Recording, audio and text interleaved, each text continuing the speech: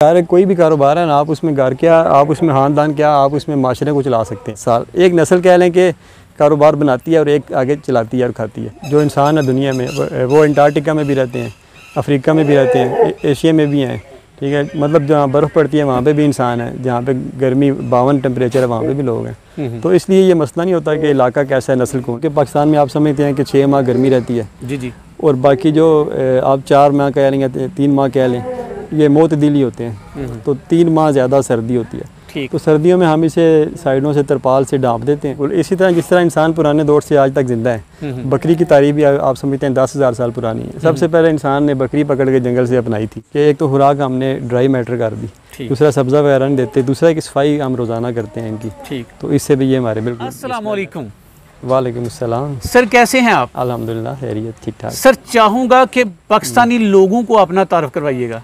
मेरा नाम है जी हसन और अपना शहर है लाला मूसा दहामा। यहाँ पे हमारा गांव है, डिंगा रोड, यहाँ पे हमारा गोट फार्म है जी। गोट फार्मिंग का कितने सालों का तजुर्बा है?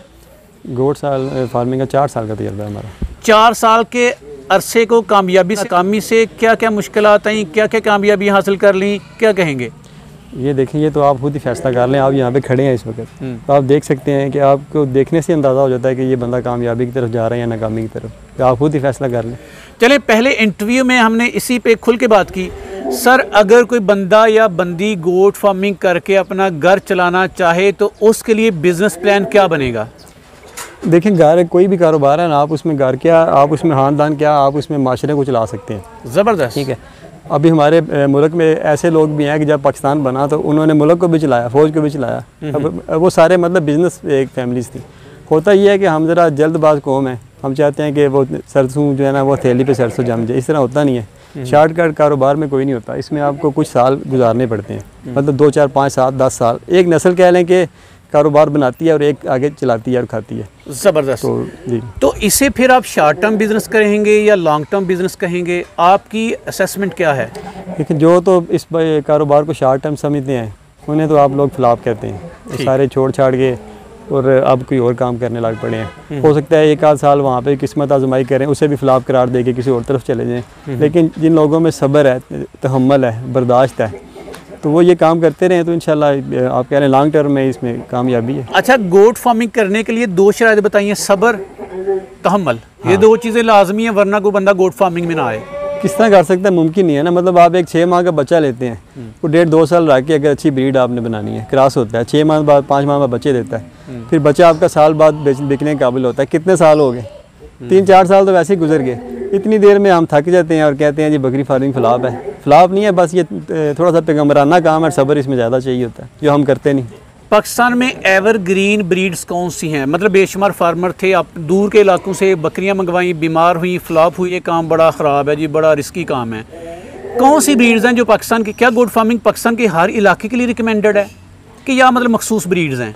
देखें, जो इंसान है दुनिया में वो अंटार्कटिका में भी रहते हैं, अफ्रीका में भी रहते हैं, एशिया में भी हैं, ठीक है। मतलब जहाँ बर्फ़ पड़ती है वहाँ पे भी इंसान है, जहाँ पे गर्मी 52 टेम्परेचर है वहाँ पे भी लोग हैं। तो इसलिए ये मसला नहीं होता कि इलाका कैसा है, नस्ल कौन सी है। हमने इन्हें अच्छा माहौल देना होता है, अच्छी खुराक देनी होती है, तो अच्छी मैनेजमेंट प्रैक्टिस हमारी होनी चाहिए। अगर ये सारी चीज़ें हो तो कोई नस्ल भी किसी जगह भी रख के आप कामयाब कर सकते हैं उसे।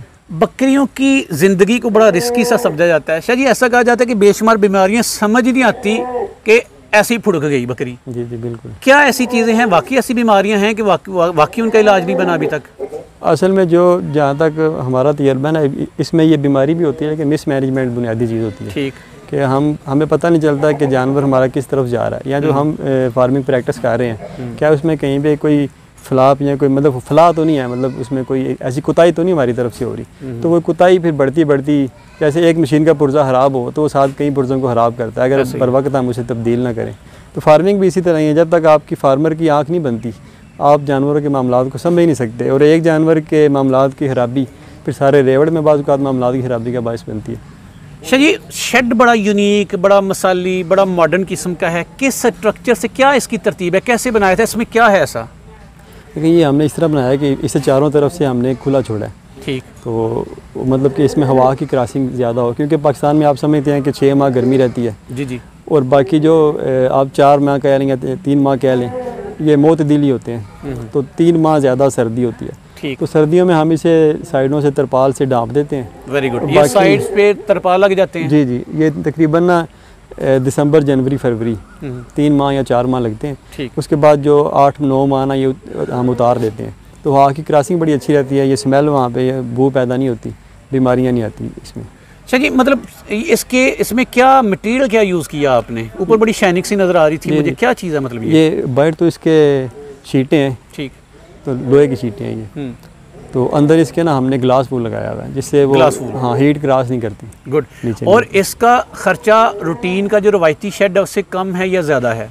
ज़्यादा खर्चा इसका। ज़्यादा है। अच्छा जी, बड़े प्रोटोकॉल्स हैं, ये क्या मतलब आपने फ्री रेंज भी इनको दिया हुआ है? जंगले सिस्टम है, क्या हदबंदी है, क्या पार्टीशन है, क्या स्कीम है, किस तरह से काम कर रहे हैं आप?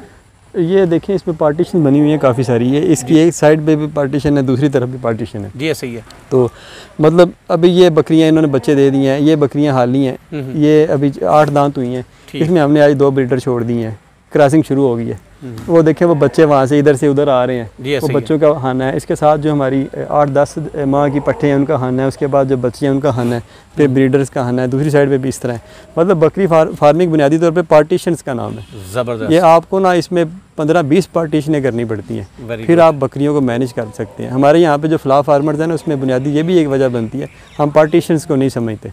तो वो सारे जानवर एक ही छोड़े होते हैं, बड़े छोटों को नहीं खाने देते, बकरियों को तंग करते हैं, वो ग्रोथ भी मुतासर होती है, लड़ाइयाँ भी होती हैं, फिर वो काम हमारा डिस्टर्ब हो जाता है। जी नीचे इनके क्या आपने मतलब मट्टी है, रेत है? हाँ, नीचे मट्टी है। कच्चा मतलब? कच्चा नीचे। वैक्सीनेशन को बड़ा नज़रअंदाज किया जाता है पाकिस्तान में, पोल्ट्री फार्मिंग हो, डेयरी फार्मिंग हो, बायोसिक्योरिटी को भी नज़रअंदाज किया जाता है और वैक्सीनेशन शेड्यूल को भी वायलेट किया जाता है। सर आपकी फाइंडिंग्स क्या हैं? लेकिन जो वैक्सीनेशन है ना, इसके बारे में हमारी भी इतनी कोई मुस्बत कह लें कि राय नहीं है फ़िलहाल। अच्छा। क्योंकि हम आज से कोई कह लें कि 1.5 साल हो गए हमने नहीं की वैक्सीनेशन जानवरों की। पहले हम करवाते थे, उस वक्त हमारे जानवर भी कमज़ोर थे, फार्मिंग प्रैक्टिस हमारी इतनी ज़्यादा मजबूत नहीं थी। तो और अभी इनका अल्हम्दुलिल्लाह इम्यून सिस्टम इतना मजबूत है, इनके कद काट है, बंदा घूमे तो बंदे को अकेले डर आएगा कि यार कोई टक्कर मार के ना फेंक दे। मैं गया था अंदर, बड़ा मुहतात तरीके से मैं वॉक करके आया हूँ, यकीन माने मुझे लग रहा था कोई आ गया ना, मेरी खैर नहीं। और ये अल्हम्दुलिल्लाह इनकी जो कुव्वत मदाफत है, इनकी सेहत है अल्हम्दुलिल्लाह अच्छी है। बिल्कुल इसी तरह जिस तरह इंसान पुराने दौर से आज तक जिंदा है। बकरी की तारीफ भी आप समझते हैं 10,000 साल पुरानी है। सबसे पहले इंसान ने बकरी पकड़ के जंगल से अपनाई थी, यानी कि घरेलू सतह पे रखा था इसे। तो मतलब इतने अरसे से, हज़ारों साल से इंसान वैक्सीन के बगैर आ रहा है। बकरी भी ज़ाहिर है हज़ारों लाखों करोड़ों सालों से ज़मीन पे जिंदा है और वैक्सीन के बगैर है। तो हमने ये फिर देखा कि इनका बॉडी स्कोर अप रखें, मोटा ताज़ा रखें, खुराक इन्हें इतनी अच्छी दें कि इनका जो कुव्वत मुदाफ़त का निज़ाम है वो मजबूत रहे। अच्छा जी, 4 साल पहले कितनी बकरियों से आगाज़ किया था, आज अल्हम्दुलिल्लाह कितनी रौनक है? देखिए हमारे पास कोई, जब हमने ख़रीदी थी शुरू में कुछ 40-50 के लगभग जानवर थे। फिर उसके साथ कुछ खरीदे भी, कुछ हमारे आगाज़ में जानवर मरे भी, कुछ बच्चे भी पैदा हुए, बच्चे भी मरे, फिर बच्चे बचा भी लिए। एक वक्त आया कि हमारे पास 1 साल में जो इनकी मॉर्टेलिटी रेशो थी, यानी कि शरह अमवात, वो 2% थी। एक वक्त आया कि 30% थी। अच्छा। तो मतलब कि हमने इनकी जो शरह अमवात है वो बड़ी कंट्रोल की। और शरह अमवात को काबू पाना भी गोट फार्मिंग में कामयाबी की एक अलामत है। कामयाबी की अलामत, जिसने बच्चे बचा लिए वही फार्मर है। ऐसे ही है। बच्चे मर गए तो आप फ्लॉप हो गए। ऐसे ही है। शाह जी, इतने एनिमल्स के लिए कितने बंदे यहाँ इनकी देखभाल कर रहे हैं? हमारे पास कोई जो लेबर में कुछ 5-6 बंदे होंगे तकरीबन। इसके अलावा स्टाफ में कुछ बंदे हैं, चौकीदार हैं, मतलब अमला काफ़ी है हमारे पास। उसके अलावा तकरीबन मैंने आपको बताया कि ट्रेनर हमारे पास आते हैं, 15 लड़के हमारे पास ट्रेनिंग के लिए यहाँ पे आए हुए हैं, वो भी काम करते रहते हैं साथ। आप कितना टाइम देते हैं इनको? मैं तकरीबन पिछले टाइम कह लें यहाँ पे 2-3 घंटे जो है ना वो लाजमी इस वक्त आता हूँ, शाम के टाइम से पहले। रूटीन आपके फार्म पे ना इन बकरी की दिन भर की रूटीन ज़रा बताइएगा। हमने अब बनाया हुआ TMR, यानी कि उसका मतलब है टोटल मिक्स राशन, वो हम सेल भी कर रहे हैं। Very good. तो वो हम बस वही इस्तेमाल कर रहे हैं। साथ इजाफी तौर पे पहले हम लूसन इन्हें खुश्क देते थे, हमारे पास वो स्टॉक में पड़ा हुआ है, साथ वो भी शाम के वक्त डाल देते हैं। ठीक। मतलब अगर ना भी दें तो सिर्फ TMR इन्हें डालें और साथ पानी ख़त्म नहीं होने देते। तो आसान सा हमने काम कर दिया। आप भी देखेंगे कोई है ही चक्कर ही कोई नहीं, आप देख रहे हैं गंद भी नहीं है, कोई इतनी ज़्यादा लेबर भी मुलव्वस नहीं है, कुछ भी। मुझे एक गुर की बात बता सकते हैं आप? जी। स्मेल नहीं मुझे आई, वरना तो 3-3, 4-4 बकरियों के फार्म पे जाए ना बंदा, तो आपके यहाँ मैं घूमा हूँ पूरा, कहीं से कोई स्मेल नहीं आई। स्मेल लेस होने का क्या आइडिया, मतलब कैसे करते हैं? इसमें 2 चीज़ें देखिए। हाँ। एक तो जो हम गोट फार्मिंग में खुराक देते हैं ना, वो खुश खुराक है इनकी। ठीक। मतलब ड्राई मैटर पूरा है, जानवरों की सेहत पूरी है, और वो जो मेगनियाँ करती हैं वो स्मेल लेस होती है। ऐसे ही। हाँ, अगर हम भूसा दें, सब्ज़ चारे दें तो ये ना वो इनका मेगनियाँ ख़राब हो जाती हैं, पानी की तरह होती हैं, स्मेल आती है, गंद फैलता है सारा कुछ। तो ये बुनियादी वजह इनकी कि एक तो खुराक हमने ड्राई मैटर कर दी, दूसरा सब्ज़ा वगैरह नहीं देते, दूसरा कि सफाई हम रोज़ाना करते हैं इनकी। ठीक। तो इससे भी ये हमारे बिल्कुल ये स्मेल लेस है सारा फार्म। आपकी सर 2 बातें मुझे बड़ी अच्छी लगी, उनको मैं रिपीट करना चाहूँगा। सबसे बड़ी बात, आपने पाकिस्तानी ब्रीड को गले से लगाया और आपने मुझसे कहा कि अल्हम्दुलिल्लाह पाकिस्तानी ब्रीड में इतना पोटेंशियल है कि दुनिया से हम ना मंगवाएं, हम दुनिया को भेजें। और number 2, free of cost training देते हैं यार, गोट फार्मिंग सिखाते हैं। और तीसरे नंबर पे इनके पास वो फीड वगैरह बड़ी अच्छी है, मेडिकेशन हर तरह से है। और चौथी बात, आपकी आजिज़ी, एक अच्छे इंसान है यार, बड़ी मोहब्बत के साथ, बड़ी एक कह लें कि दिल लगी के साथ बंदे को ट्रीट करते हैं। और इसी मोहब्बत को आप इनके फार्म पे या गोट फार्मिंग पे देख सकते हैं। चलिए एंड पे पाकिस्तानियों के लिए कोई मैसेज छोड़िएगा। मैसेज ये है कि आप जिस काम में भी हैं, बेशक वो बकरी फार्म है, बेशक गाय फार्म है, मुर्गी फार्म है, कोई भी काम है, उसमें बस आप उसे छोड़े ना। ज़िंदगी में एक ही काम अपनाएं और उसी काम पे आपका इख्तिताम होना चाहिए। आगाज़ भी उसी काम पे, इख्तिताम भी उसी काम में, तो फिर आपका इंशाल्लाह कह लें कि जवानी में ना सी, बुढ़ापे में सी, कभी न कभी आप ब्रांड बन जाएंगे इस काम में। चलिए, बहुत मुस्बत शख्सियत हैं जी। अल्लाह ताला आपकी फार्मिंग को, आपको मज़ीद कामयाबियाँ दे। आपका बहुत बहुत शुक्रिया। आमीन।